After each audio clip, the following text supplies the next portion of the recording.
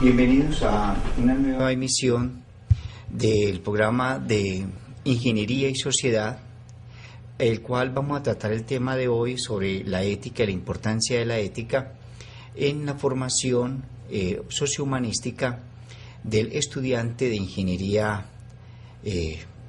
Para el día de hoy tenemos como invitada a la doctora María Teresa Lopera Chávez, quien es docente de la Facultad de Ciencias Económicas y actualmente se desempeña como una de las docentes más conocedoras del tema del problema de la ética y de la ciencia de la economía.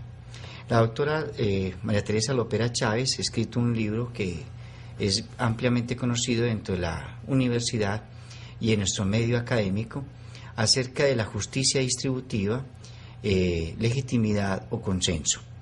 Ella conoce muy bien a las obras de John Rawls, Amartya Sen, y se ha preocupado mucho por el problema de la ética. Por eso, para el grupo de investigación de Ingeniería y Sociedad, es un orgullo, es un gran placer poder contar con ella el día de hoy y escuchar sus aportes hacia la formación del ingeniero, donde el ingeniero podrá descubrir un gran mundo a partir de la reflexión de la doctora María Teresa Lopera. Bienvenida, doctora María Teresa. Muchas gracias, profesor Muñoz. Creo que la presentación debía precisarse un poco al decir que a pesar de que uno dedique muchos años al tema de la ética, nunca podrá decirse un experto.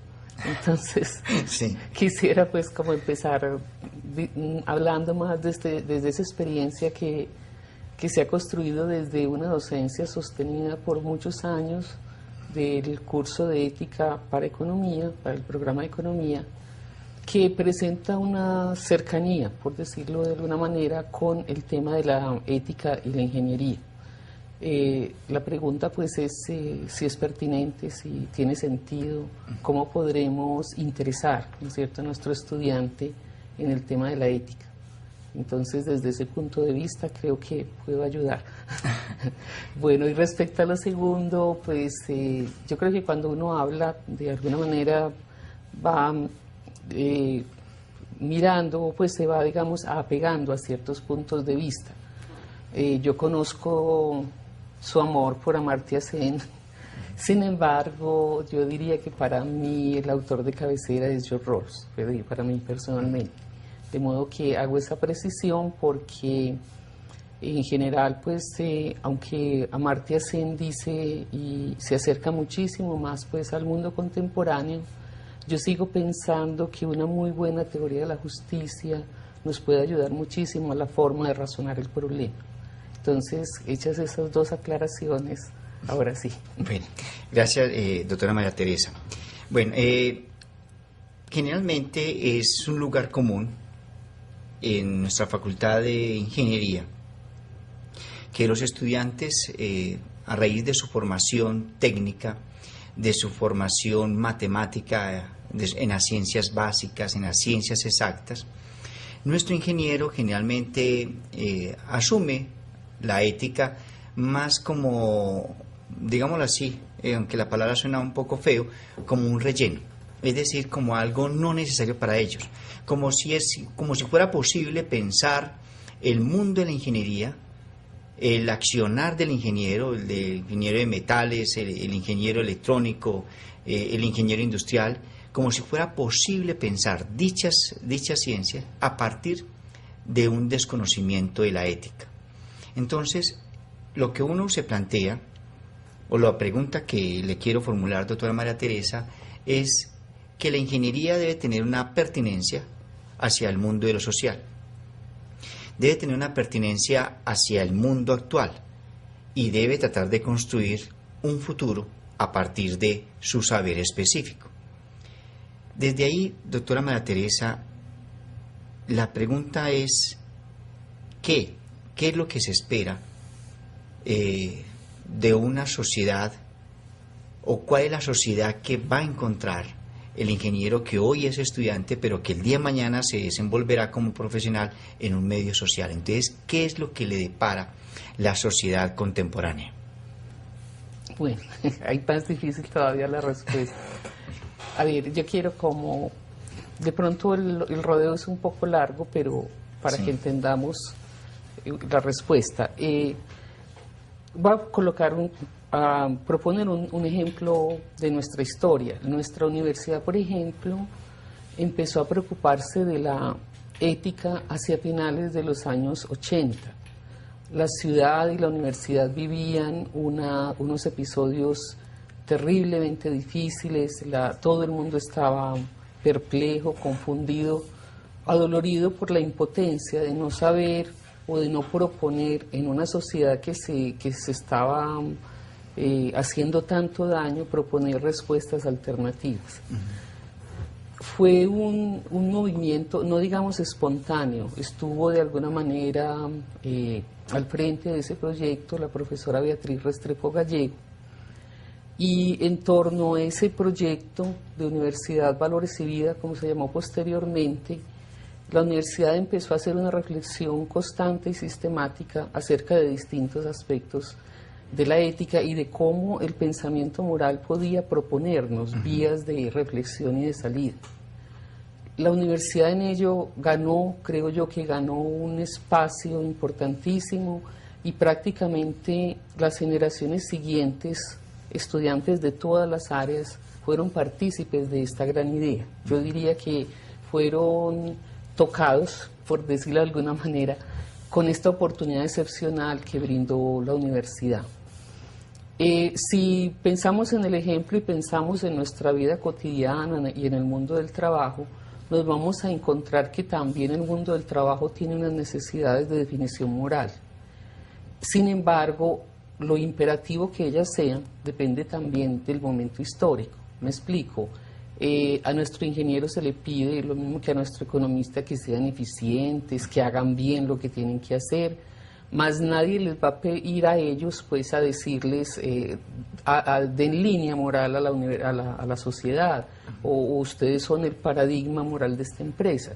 Se supone, se asume que ese profesional formado en una universidad, y sobre todo si es de una universidad pública, tiene ya, digamos, como introyectadas esas variables de la sensibilidad moral y los elementos, entre comillas, de contenido, de una ética. Entonces, casi que se asume por derecho que no existe una necesidad específica, sino de que él simplemente actúe y ya lo estará haciendo correctamente. Entonces, esa sería como la primera apreciación. La pregunta es: ¿qué tanto en el mundo del trabajo se necesita, se realiza, se hace esa discusión ética? Bueno, ¿qué va a encontrar el ingeniero de hoy, el economista de hoy? A lo mejor un discurso que hay en este momento en las empresas, según lo cual pues las empresas deben a la sociedad una responsabilidad, devolver algo en el terreno moral, que es lo que se denomina la responsabilidad social. Creo que en términos prácticos, así como le gusta al ingeniero, en términos muy aterrizados, mínimamente ese ingeniero debe estar preparado y sensibilizado frente al discurso de la responsabilidad social. No quiere decir que se agote la ética, pero es el punto donde se van a ver los criterios éticos de las empresas funcionando hacia la sociedad. Temas como el medio ambiente, el respeto al ambiente de trabajo, las buenas condiciones laborales, son aspectos que tienen que ver con la moralidad, que tienen unas éticas incluidas, pero igualmente que van a ser efectivas, porque allí hay decisión, hay recursos, hay asignaciones, y la empresa va a gastar algo de su energía y de sus recursos en ese apuntalamiento moral de la empresa hacia la sociedad. Entonces yo diría que el mínimo del que podríamos hablar ahora sería un ingeniero mínimamente comprometido, que entienda y que se sitúe críticamente frente a ese hacer que llamamos hoy en día responsabilidad social empresarial. Sí, doctora María Teresa, usted acaba de abrir pues como de pronto una pregunta clave, que me parece a mí que cuando habla acerca de que el ingeniero debe tener introyectado algunos valores morales, alguna sensibilidad moral, pero esa sensibilidad moral, ese tener hacia adentro esa responsabilidad moral, debe venir de la familia o debe venir de la formación que le da la universidad o debe venir de la misma empresa. Es decir, él debe llegar ya moralmente hecho a la empresa o la empresa también le aporta en su construcción moral. O debe llegar a la universidad ya formado moralmente, con valores sensibles. O por el contrario, es la familia la responsable. Y si es la familia la responsable, entonces ahí habría otro problema social bastante grande. Bueno, digamos que el ingreso de un individuo en la moralidad es un trabajo permanente de toda la vida, y lo hacen desde sus primeros años. Desde su más tierna infancia hasta la edad más adulta. Todos los grupos sociales, todas las instituciones tienen que ver en ese ingreso moral del individuo, en ese ingreso digamos, consciente del individuo hacia la moralidad. Entonces, yo creo que cuando alguien está aquí ya como un estudiante de ingeniería de la Universidad de Antioquia, es alguien que ha trajinado ya largo tiempo por una serie de experiencias morales y de reflexiones éticas que le permiten, pues, dilucidar sobre lo correcto y lo incorrecto, el bien y el mal, lo deseable o lo no deseable. Sin embargo, cuando llega a la universidad va a tener una oportunidad única, tal vez totalmente excepcional, de que esa experiencia moral se nutra con mayores grados no solo de información, sino de acción. Por ejemplo, el estudiante va a ingresar hacia una cierta conciencia política, coincide con su cambio de edad hacia la mayoría de edad y por lo tanto el ejercicio pleno de su ciudadanía. También va a ser un individuo que va a fijar sus valores familiares, de pareja, va a resolver su vida afectiva. Generalmente decimos, es decir, casi que todo lo importante de la vida de un individuo pasa por la universidad como con un lente de aumento, es decir, se hace más intenso, y por ello la acción del universitario es muy importante. Se hace más general. No, sí, ya cambia el ámbito de la familia, ¿cierto? Donde son 3 o 4 o 5 personas a un conjunto. Pero nunca saldrá, es decir, siempre había estado en la sociedad y ahora lo sigue estando.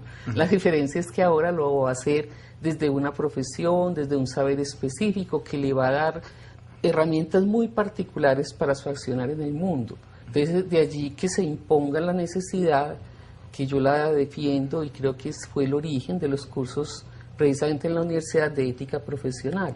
Es decir, que la profesión tenga un espacio donde el individuo ya maduro y formado en su saber tenga la posibilidad de reflexionar sobre sus grados de actuación moral, sobre cómo su profesión se organiza, cómo se proyecta a la sociedad, si está reglamentada o no, qué se le permite y qué no se le permite hacer desde la ley, pero también desde el sentido moral. Y de allí pues yo pienso y defiendo que aquello fue algo que se añadió a la universidad en forma obligatoria desde la ley 80 del 80, la existencia de los cursos de ética profesional de todas las disciplinas de las universidades.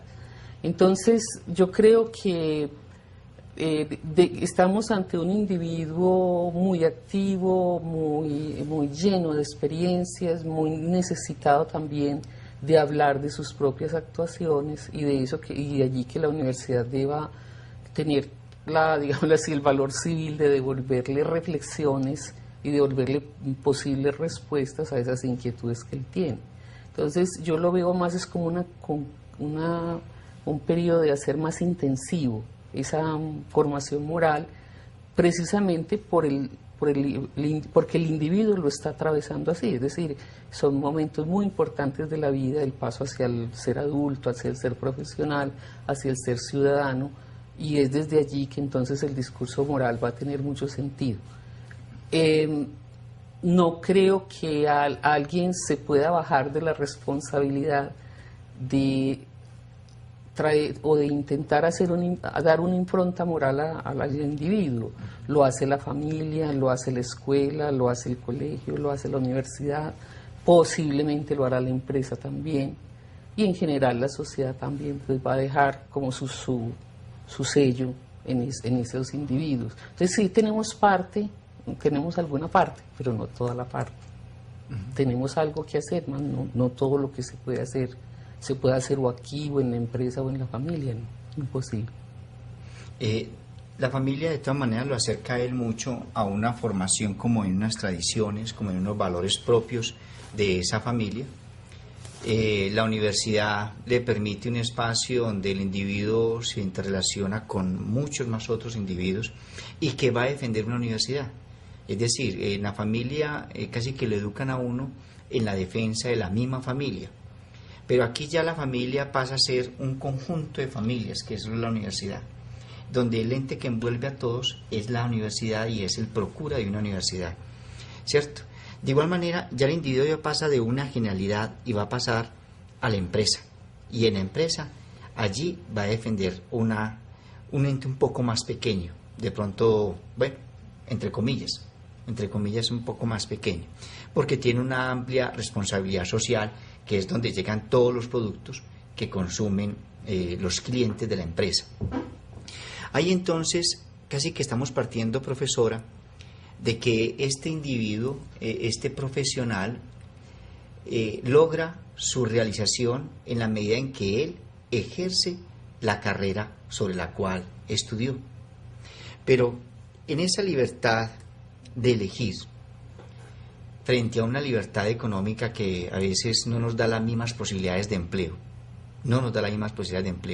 y que de una u otra manera hay una responsabilidad moral sobre el trabajo.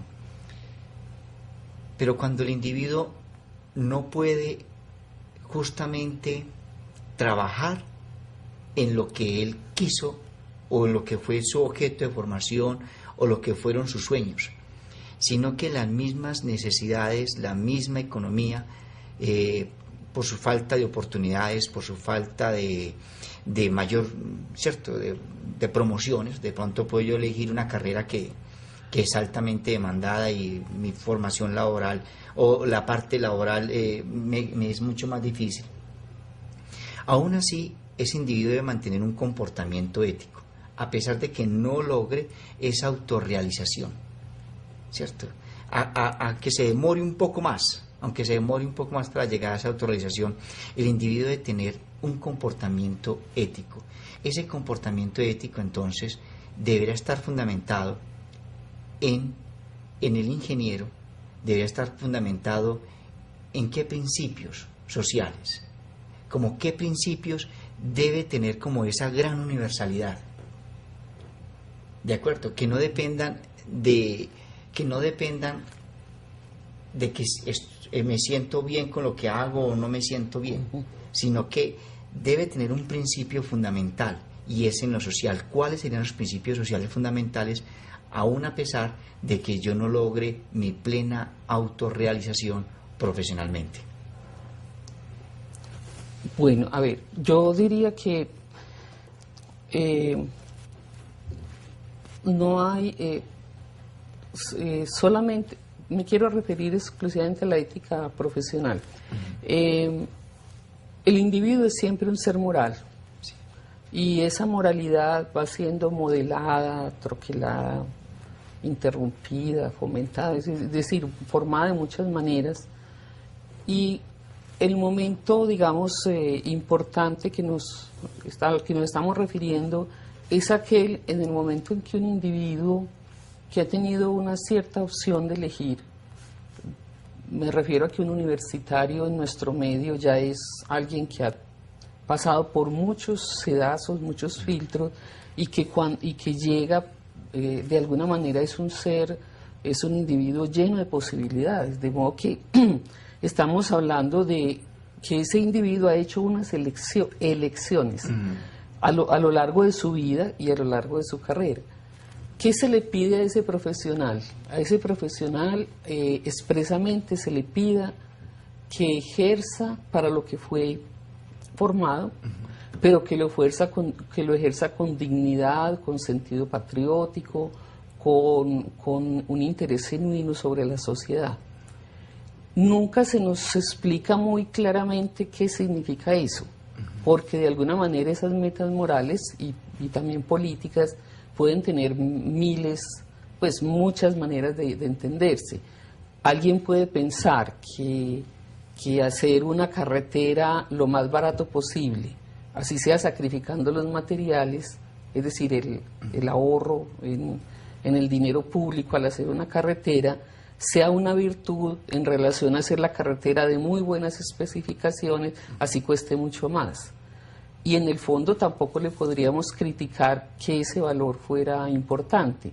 Entonces, ¿cuáles son los valores o qué es lo que se le pide al ingeniero? Por tradición histórica en nuestro medio, a nuestro ingeniero se le pide primero excelencia.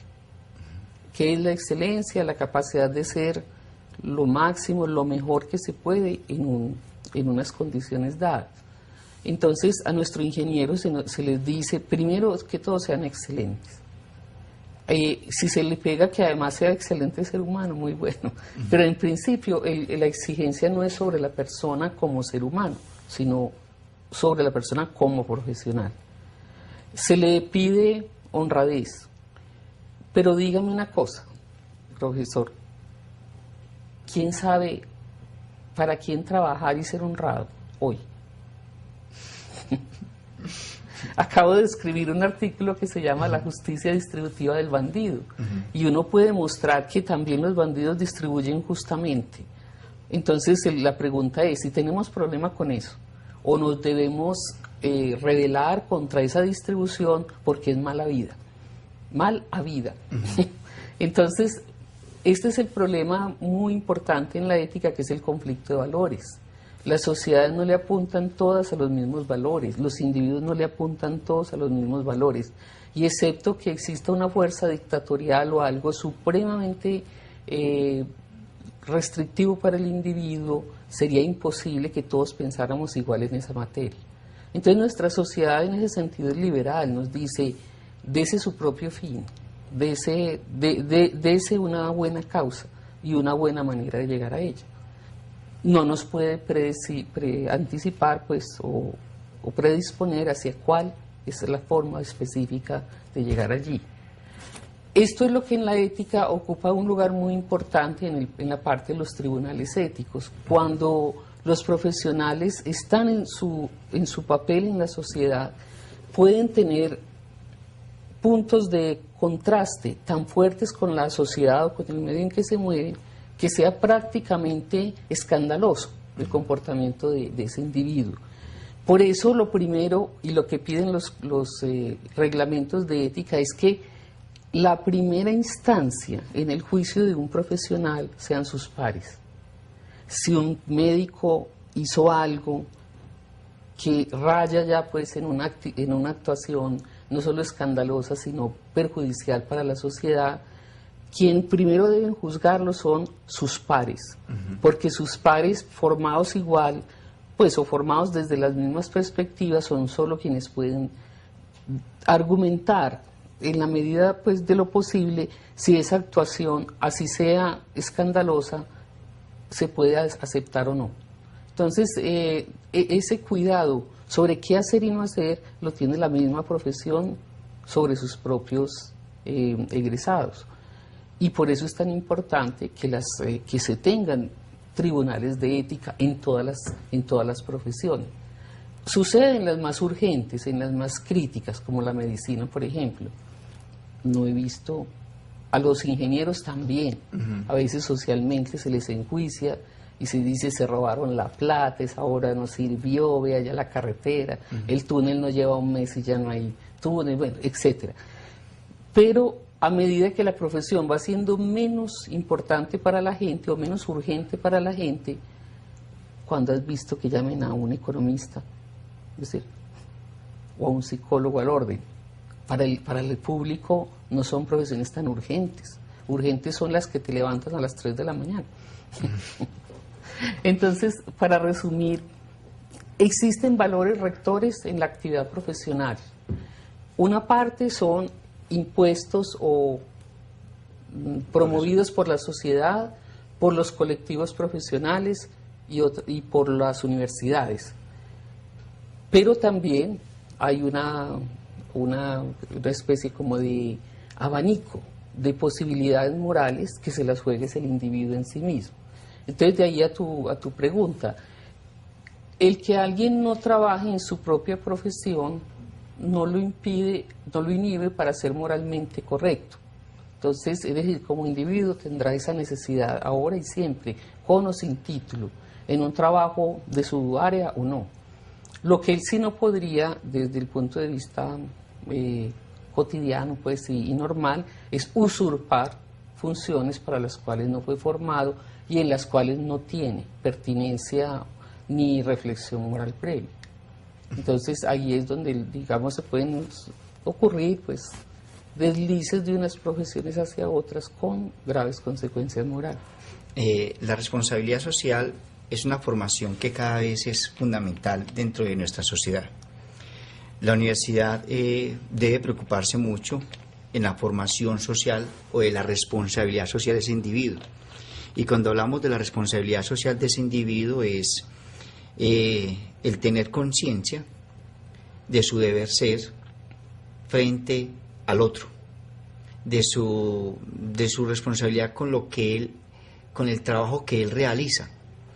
Entonces, no hace mucho, se presentó un caso muy sonado con la empresa Fisher Price de Amatel, que produce unos muñecos para niños, y es una de las empresas que, digámoslo así, está clasificada dentro del mercado como una empresa seria, como una empresa responsable que fabrica o manufactura productos para bebés, ¿cierto?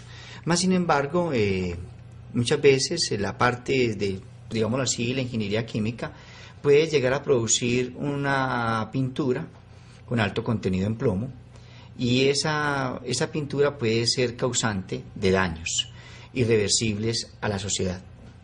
O simplemente cuando, por ejemplo, empresas como Pintuco manufactura una pintura que puede ser causante de daños a los usuarios o los habitantes de esa casa después de que es pintada, ¿cierto? Es decir, hay productos que se están fabricando sin esa responsabilidad social. Y es allí donde hay un papel fundamental de la universidad. Y la universidad enseña al químico, enseña al físico, enseña al ingeniero, le enseña lo específico de su saber, pero no puede dejar de lado la formación en la responsabilidad social. De tal manera que el individuo, cuando está diseñando un producto, cuando está manufacturando, él sea consciente de los males que puede ocasionar a un consumidor el producto que él manufactura, independientemente de lo que la empresa espere: eficiencia y efectividad, mermar costos, lograr precios más bajos para lograr una mayor demanda, ¿cierto? Un mayor consumo. Independientemente de ello, el ingeniero, nuestro profesional, debe ser formado en esa responsabilidad de tal manera que él pueda no apuntarse, es decir, como no prestarse para la manufactura de esos productos, o buscar otras alternativas. Es decir, yo puedo producir un producto más favorable, pero sin atentar con la vida de otros. Entonces, esa responsabilidad social de pronto surge inclusive de un imperativo kantiano, y que inclusive hasta en pasajes bíblicos, me parece que Kant lo cita de allí, que dice: no hagas a otro el mal que no quieres que te hagan a ti. Es decir, es como yo pensar, bueno, ¿y si fuera mi hijo? Bueno, ¿y si fuera mi familia la que va a vivir en esa casa y se va a ver perjudicada? Entonces, esa misma responsabilidad social lo asumo yo desde desde lo que me puede ocurrir a mí mismo, y trato de entender o trato de simpatizar, como diría Adam Smith, con lo que puede ocurrirle a otras personas. Creo, doctora, que ahí es donde puede estar como esa gran fuerza de la formación del ingeniero, en la responsabilidad social. Y ahí es donde no puede volverse un relleno las materias como la ética, las materias como la economía, en la parte ambiental, por ejemplo, una reducción de emisiones de gases, por decir algo. Entonces creo que ahí hay un papel fundamental de nuestras facultades, hay un papel fundamental de nuestra formación de ingenieros. Creo que ahí está, no sé, ¿o qué cree usted que debe tener como esa formación del ingeniero para llevarlo a ser más responsable socialmente, o la misma universidad para todos sus profesionales, independientemente que sean o no sean ingenieros? A ver, yo dentro de la mirada de la ética, pues sí, hay como dos grandes, mejor dicho, nos toca torear dos grandes perspectivas. Una, la que solemos llamar el utilitarismo, según la cual debemos hacer aquello que le dé el mayor bienestar o felicidad al mayor número de personas. Es tan obvia esa posición, como tan absolutamente casi natural, que uno diría que casi todo lo hacemos en función de esa máxima de acción, es decir, haga lo que le dé a usted y a los otros mayor felicidad. Sin embargo, en la ética hay otro que uno llamaría el camino tortuoso para ir al cielo, que es la visión de Kant, en la cual nos propone nuevamente una teoría. Vuelvo al punto, es un referente, una forma de pensar el problema moral que es supremamente interesante, pero muy difícil de practicar. Es más, dentro del tema de la ética se le critica pues mucho a Kant por no proponer fórmulas más tangibles para el individuo corriente, pues cuando le toca tomar decisiones morales. Y entonces esa es lo que mencionaba sobre el tema de no hagas a otro lo que no quieres que te hagan a ti. Y esa, digamos, cuando esa forma de actuación la tenemos al frente, muy posiblemente nuestras acciones van a ser distintas que las que sigan la otra máxima. Entonces, yo creo que no podríamos nosotros decidir por el universitario, decirle, vea, siempre siga esta máxima de acción, porque le estaríamos privando de lo estaríamos metiendo en un gran problema. Muy posiblemente el problema del niño que se envenena con la pintura y el juguete es posterior al problema del niño que no tiene que comer porque yo no trabaje. Entonces, yo creo que la universidad no es la encargada de decidir por el individuo moral cuál es la actuación que debe tomar. El papel de la universidad y de otros colectivos importantes, entre ellos las asociaciones profesionales, de pronto las iglesias, otra serie de la familia, el mundo, otras instancias pueden ayudar al individuo dándole fuerza y dándole un referente moral más sano. Me explico, el individuo solo no va a decidir sobre la pintura y si es tóxica o no es tóxica. Esa es una decisión de una envergadura global de la empresa. Él no puede irse, o mejor dicho, ni siquiera pasa la primera entrevista de trabajo si le decimos, no, es que yo voy a defender a ultranza a los consumidores. Sabemos que no pasa la primera entrevista. Entonces, no, yo creo que el problema de la ética es un problema dinámico y es un problema permanente que cada ser humano tiene que afrontar, tiene que mirar y contar con qué apoyos cuenta. Yo no digo que se pervierta, pero sí digo que piense. Es decir, él tampoco puede ir solo contra toda la corriente. Es decir, suicidarse moralmente no tenemos por qué pedirle que sea un héroe. Entonces, eso está muy bien para las series de televisión, pero para el individuo concreto debemos pedirle, actúe sensatamente, actúe de una forma defendible, que es defendible, que él pueda justificar sus acciones morales y demostrar por qué lo hace y bajo qué valores está dándole prioridad a su acción. Entonces, esa es una, digámoslo así, por eso a la hora el tema ético se ha vuelto sensible en las empresas. Digamos que este profesional de hoy, este ingeniero de hoy, tiene sobre los ingenieros de hace unos años esa ventaja, que él puede, dentro de la empresa, dentro de su profesión, ejerciendo un cargo dentro de una estructura empresarial, tiene la posibilidad de dirimir moralmente un mejor punto de vista. Es decir, de discutir dentro de la empresa con los otros ingenieros, ¿hasta dónde? De discutir con otra gente la mejor manera de ocupar la gente, de tener una buena salud ocupacional.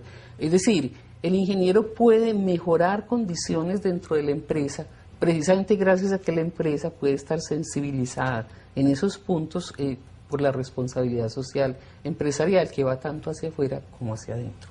Entonces, ese es el ingeniero que creo yo debemos estar formando, un ingeniero que sea capaz de pescarse en su ambiente de trabajo, dentro de su cotidianidad, dentro de sus puntos de vista instrumentales, que así es como fue formado, logre dirimir cuál puede ser un mejor horizonte moral para él individualmente y para los otros en la empresa. Entonces, sí hay que hacer trabajo concreto y las facultades de ingeniería sí se lo tienen que proponer. Pero el segundo tema es cómo le vendemos esa idea a nuestros estudiantes. Ellos están pensando en que van a salir a ganar plata rapidito y van a ser muy importantes y pare de contar.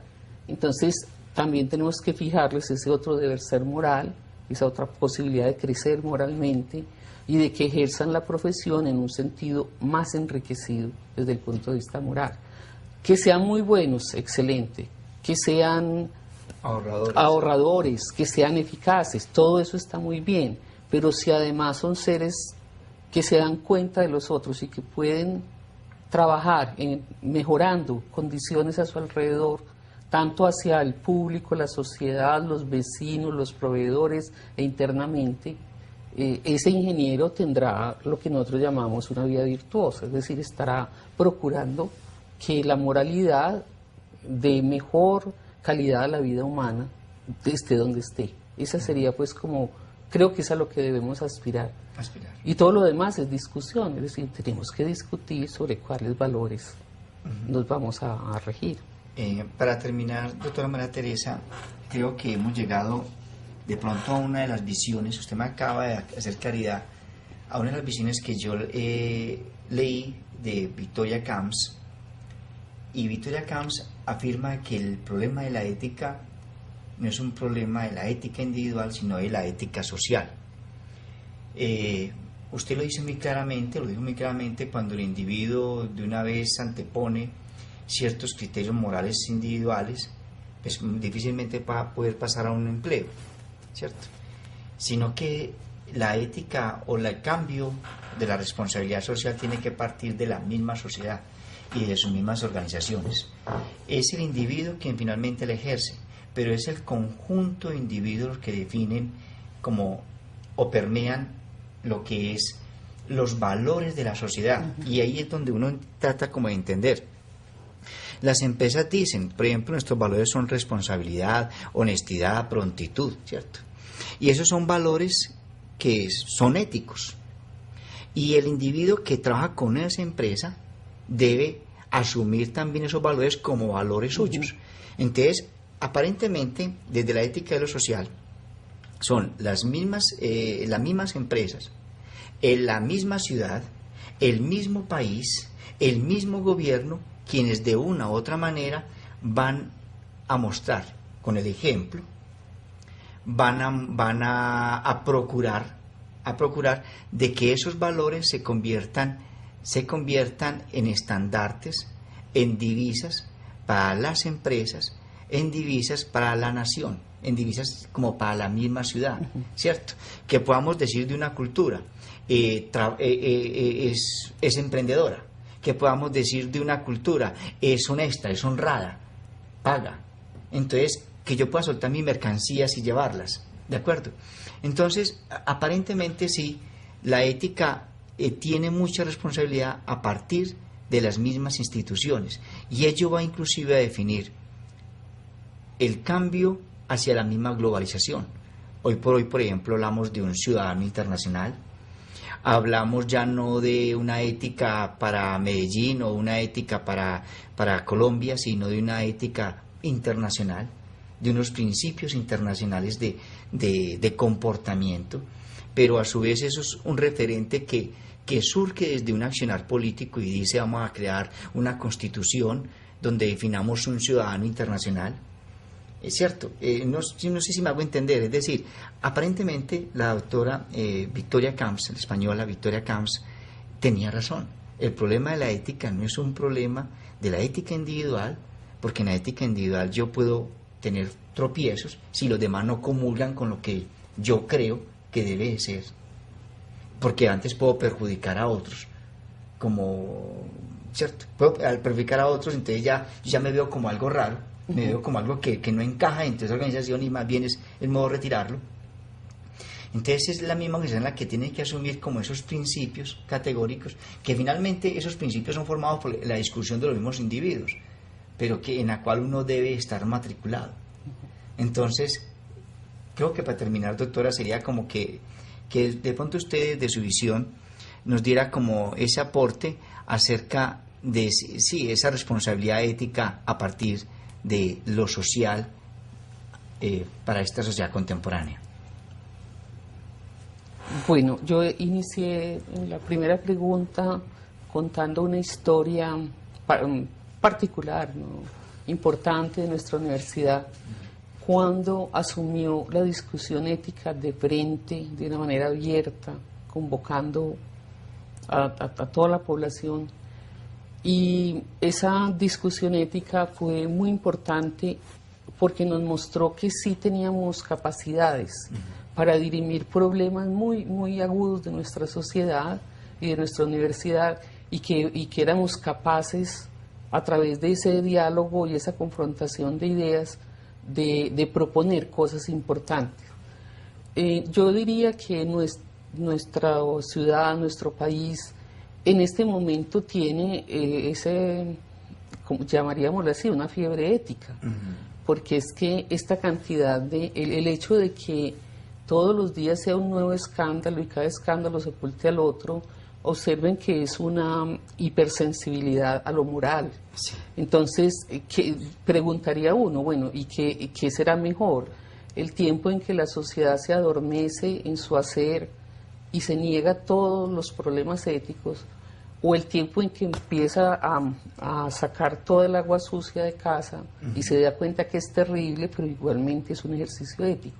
Entonces, lo que creo que es la invitación para todos, y especialmente para los ingenieros, es que también pongan al servicio de la discusión moral toda su lucidez, toda su formación. Es una profesión privilegiada, está aceptada socialmente, los ingenieros son importantes. Entonces, que toda esa presencia también sea eficiente en el campo de la ética. Es decir, ¿cómo? Simplemente no marginándose, no pensando que es problema de otros, sino que ellos también, y que cada uno, desde lo que está haciendo como ingeniero, puede mirar éticamente los problemas y puede aportar algo.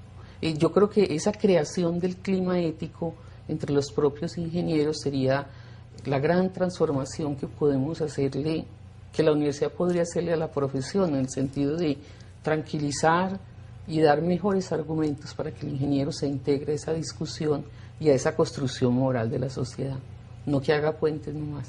Sí, te valdría la pena la creación como de un discurso ético desde la misma ingeniería, ¿no? Que los mismos ingenieros sean capaces de hacer como esas discusiones. Capaces sí son, capaces sí son. Pero hacerlo desde el punto de vista ético, es decir, ¿cuál debe ser esa ética del ingeniero?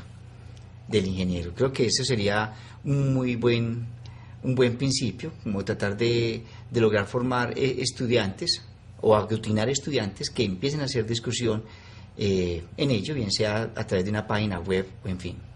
Bueno, doctora María Teresa, le agradecemos de parte del Grupo de Investigación de Ingeniería y Sociedad por su discusión, por sus aportes a la formación de nuestro ingeniero. De verdad, mil gracias. Bueno, gracias a ti.